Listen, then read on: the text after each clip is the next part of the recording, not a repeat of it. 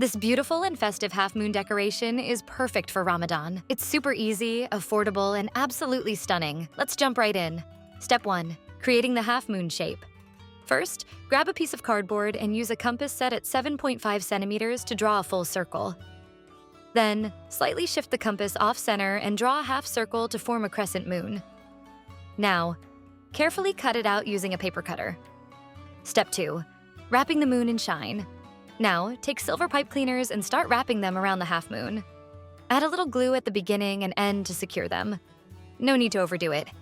The pipe cleaners will naturally hold in place. Keep wrapping until the entire moon is covered. Get creative with colors. Try gold, blue, or even mix and match for a unique look. Step 3. Making the base. Next, grab a wooden stick, cut to 18 centimeters, and a spray lid or sturdy cardboard circle to create the base.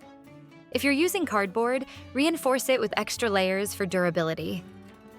Before assembling, you can cover the lid with washi tape for a festive touch, or simply spray paint it like I did. Step 4. Assembling the stand. Now, using a soldering iron or a heated nail, carefully poke a hole in the lid and insert the wooden stick. If the hole is too loose, secure it with wax glue. Then, give it a fresh coat of spray paint to match the moon. Step 5. Attaching the moon. Time to bring it all together. Add wax glue to the top of the stick and attach the half moon securely. Want to switch it up? You can also create a star and use the same method to attach it. And there you have it.